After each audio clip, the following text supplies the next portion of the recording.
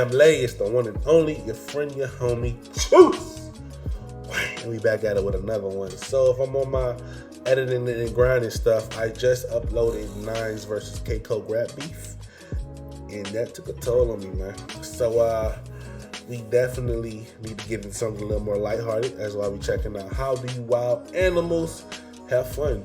Casual Geographic. Let's get straight to it. Like, comment, subscribe, all that good stuff, and I hope you enjoy. Okay, I pull up. How about at the after party? You and all your friends, so they love to get naughty. Is that an iguana surfing? Hi. Ooh. Good morning. I love pandas. Yeah. Should I bring you in? No, I'm fine. Hey, That's cool. Everybody has a different playing style. Fun. F is for friends who do stuff together. U is for you and me. N is for anywhere at any time at all. And I appreciate how that song spells out fire and not fun, and we all just collectively accepted that. But fun isn't just a human construct that man, or a talking sponge, invented. Nah, plenty of animals have ways of having a good time. Take wolves, for example. Wolves are social animals, so it makes sense that they'd use play to strengthen bonds in the pack. Wolves in the wild will do things like play tug-of-war, or try to get others to chase them. And it's not just the pups doing it, the adults get in on it too. Okay. They even have a specific way of inviting others to play. A play bow is like the wolf version of a friend request, and it's a signal that they want others to get in on the games. And if you don't believe me, play bow in front of your dog and watch how fast you get his undivided attention. Because dogs are all about play. It's why stronger dogs will actively hold back and restrain themselves just to keep their playmate engaged in the games going. It's called self-handicapping, and you'll often see it with male puppies letting physically weaker female puppies win. They know what they're doing. They know, and if you've ever had a girlfriend, you do too. I'll tell you what, coyotes sure do. But adult wolves rarely self-handicap because they rarely nerf themselves on purpose. But I'll tell you one thing dogs did get from wolves: fetch. That's right, we didn't come up with that. In an experiment in Stockholm University in Sweden, researchers hand-raised a litter of puppies, making sure to get them comfortable with their presence, but not playing with them. And at 8 weeks old, they brought in a person the wolf pups had never seen before to administer a series of tests. One of those tests involved tossing a tennis ball, and to the shock of the scientists, some of the wolf pups actually retrieved the ball and returned it to them. Remember, we're talking about wolves here. Wolves that hadn't been trained or motivated to do that. They basically just freestyled the game of fetch. Not all the wolf pups did this, but understanding human cues was thought to be a domestic dog thing, so realistically, none of them should have. We didn't teach dogs fetch. It was already programmed into their software. But if we didn't teach them, who did?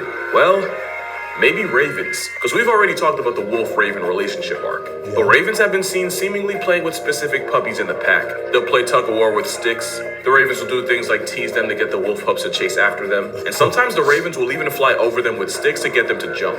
These childhood games are probably how ravens and wolves can form legitimate emotional bonds. And it actually makes a lot of sense that this kind of thing would happen, since wolves are social pack animals and ravens are one of the most playful things with wings while also having the intelligence of a small child. Because you're gonna see, the smarter an animal is, the more playful they usually are. And that's because play typically comes down to two things: manipulating the objects around you and interacting with others. Two things that do require intelligence. Like take bees, probably the most intelligent eusocial insect out there. Well, in an experiment in the Queen Mary University in London, scientists built a setup where bees had a choice: take a path leading directly to food, or explore a path with an obstacle course of tiny wooden balls. And to add to that, one side had wooden balls that were fixed in place, while the others were loose and could be rolled around. Not only did every bee choose the ball path, every single one tried rolling a ball at least once. Some of the bees even went right back after eventually stopping for food.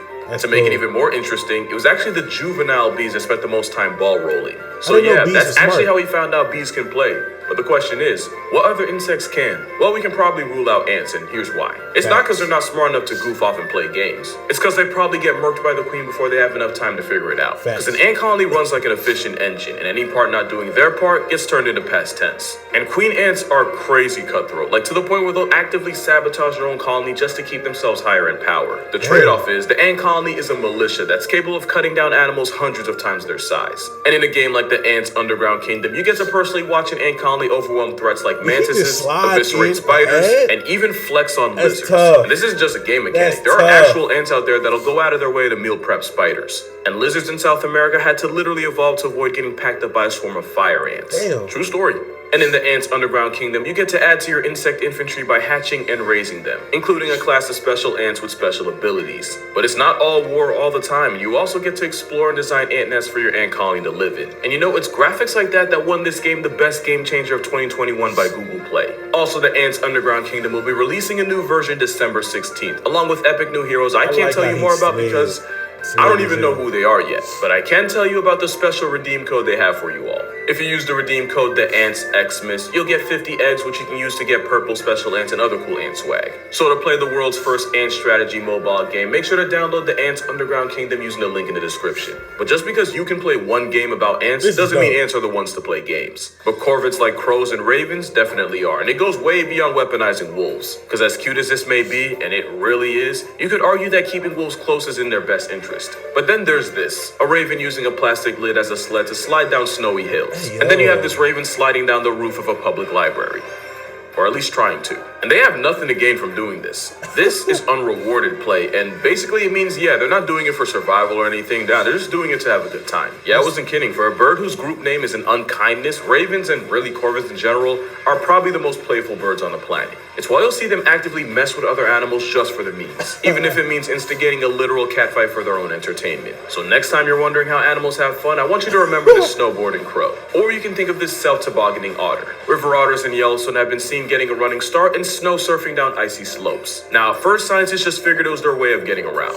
That theory fell apart when they watched the river otters run back up the slope like kids at a water park, only to slide back down. And that goes back to unrewarded play because the otters don't gain anything but a good time. And FOMO for otters is a real thing because you're more likely to see them sliding as a group than just solo.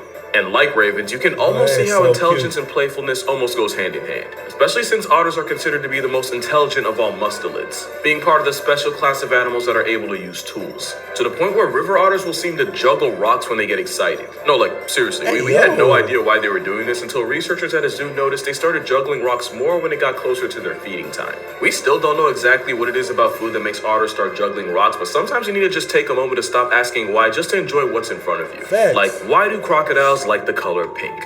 Because according to anecdotal observations, crocodilians seem to have a pink preference, favoring tossing around small objects that look like the result of a red-white affair. It's why the prehistoric predator that's been terrorizing the planet for hundreds of millions of years can be seen picking pink flowers with its jaws. Crocs apparently have other ways of having fun. They'll take turns going down natural water slides and swim right back up and do it again. They'll give each other piggyback rides, just cuz. And there's even a story where animal behavior expert Vladimir Dene claimed to witness an alligator seemingly play with a group of river otters in Big Cypress in Florida because Florida. You know, I'm not even kidding. He has a whole paper on play behavior in crocodilians, and he talks about watching river otters regularly visit one specific gator and mess with him by getting close to him, nipping at his tail, and even splashing water on his head. Most gators respond to this by just submerging, but this one gator played along by lunging at the otters. I know what you're probably thinking, and to that, I give you this.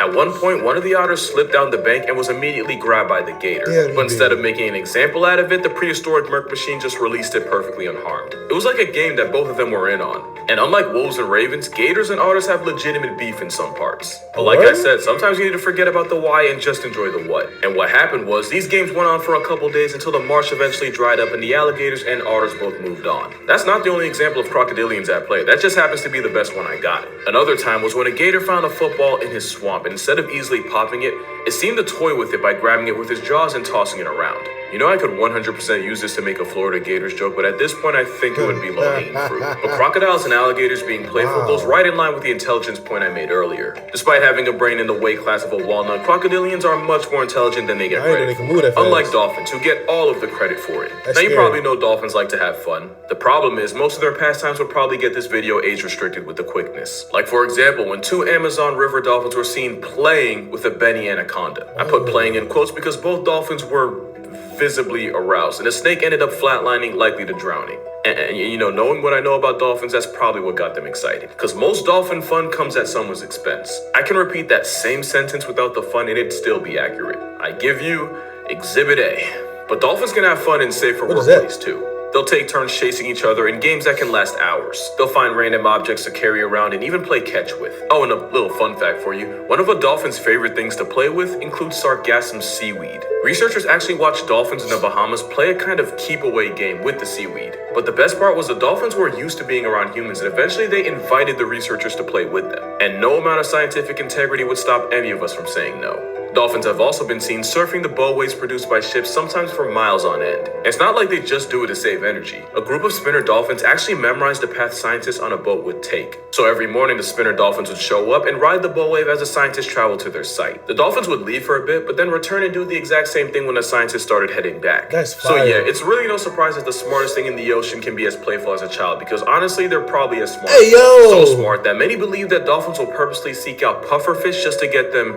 elevated. Apparently, the tetrodotoxin that can discharge you from the population in minutes has something of a narcotic effect in small doses, to the point where people will swear by seeing dolphins take turns passing the puffer until they're all stuck on its product. Dolphins And if get dolphins were high? humans, they'd definitely be the ones huffing markers in class. By the way, you really shouldn't do that. But dolphins are far from the only ones that get elevated Dolphins and get hella high. faded. It's That's believed that cats will crazy. eat grass and leaves because they contain folic acid, which helps move oxygen around the blood. Plus, when they throw it up, it helps clean out their system. So it shouldn't be a surprise to see the biggest cat in America chewing on leaves. What's surprising is that it seems to put the jaguar in a trance and even induces kitten-like behavior, to the point where people believe that this apex predator will go out of its way to chew on leaves from the Yaji. And in doing so, they book a flight on the same plane as Joe Rogan. Scientists can't say for sure just why jaguars will go to these lengths to get zooted. Many natives will tell you that jaguars do it to buff their perception and senses, which heightens their hunting abilities. We don't know if the plants even affect them like that, but let's be real. We all know that look. That boy is gone. If your child ever came home looking like this, you definitely give them a talking to. Hey, So it's in facts. my non-professional opinion that jaguars will purposely get off one when they're not busy hunting for a living. Because when nothing in the jungle can Jaguar press you, you can finally afford understand the to. circle Not the of case life. for pandas though. They gotta take licks from everybody. That doesn't stop them from being a walking viral clip every time they're on camera. But there's actually a reason why you can make an entire playlist on pandas being cute. Mother pandas usually only raise one baby at a time. If she pops out twins, then it's all good for Mary Kay, but it might be up for Ashley. For most of a young panda's life, its only playmate is its mother. So when keepers hand-raise baby pandas and the baby pandas imprint on them, this is what happens, because this is what they do with their actual mothers. Another thing pandas like to go viral for is their very much one-sided beef with gravity in the form of falling out of trees. But like I said, a lot of animals can pack up pandas, especially when they're young, so their only option is to climb, which very much makes trees their safe haven. They climb to avoid predators. They love climb to pandas, avoid other man. pandas. They'll even sometimes go through the process of making another panda in the trees. Trees are so important that young pandas instinctively love climbing. So much that many believe that the reason pandas like to hug their caretakers' legs is because they see human legs as trees and honestly can't help themselves. And while this might be fun for them, this is actually a form of rewarded play, since climbing ends up being a massive part of their life. But so does rolling around, and there might be a reason for that too.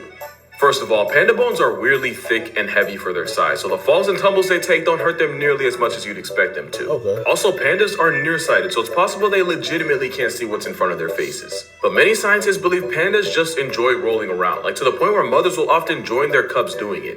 They're not the only bears that can be playful. Polar bears can actually be just as goofy. It's just Really? that pandas are a lot less likely to John Wick a human for food. Polar bears can form friendships where they eat, travel, and play together, and these relationships can last years. Their favorite way to bond is by wrestling, and like with dogs, a stronger polar bear will often self-handicap and let the smaller bear win. And also like with dogs, polar bears have their own way of asking for permission to play too. In their case, a polar bear will move its head from side to side to initiate a friendly sparring session. These pair bonds usually last a summer until they eventually go their separate ways for the harsh winter season. But time and time again, scientists have seen the same polar bear friends reuniting after breeding season and carrying on like nothing ever happened. And honestly, I feel like most adult friendships go just like that. As in, you can go months without speaking or hearing from each other, but you can also link up and go on like they never left. But of course, polar bears know how to have fun by themselves too. Polar bears have been seen sliding down hills or across ice for hours for no reason other than having fun.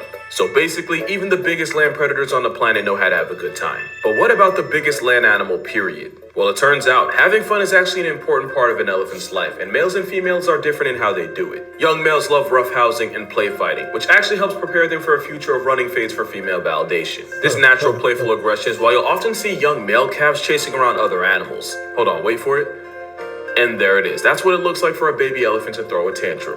Fun for young females usually involves thrashing around vegetation, sticks, bones, and anything else they can wrap their trunks around. But the ultimate sign of elephant fun is something they do called the floppy run. And it's exactly what it sounds like. When elephants really get excited, they'll shake their heads from side to side, they'll let their trunks hang loose and their ears flap in the wind, and they'll just run, all while trumpeting. It's usually calves and young teenagers That's that get cool. floppy with it, but sometimes the whole herd gets involved. Hey, But yo. considering half an elephant's time is spent in the water, then it makes sense that half their fun happens in there too. And if you've ever seen elephants playing in the water, it's actually wild how much they look like kids in a pool. There's something really satisfying about watching a 12,000-pound vibe tech splashing around in water like a child. And often they'll spray water at each other or sometimes even other animals just for the sport of it. And in this case, other animals can very much include humans. But all this lighthearted fun might actually be crucial to their survival. You see, some studies say that the most playful elephant calves grow up to be the ones best at coping with environmental stress, which increases their chances of survival. Again, we don't know if this is 100% true, but like I said, sometimes you need to just forget about why and just enjoy watching a baby elephant take a shower. But that's gonna do it for this video.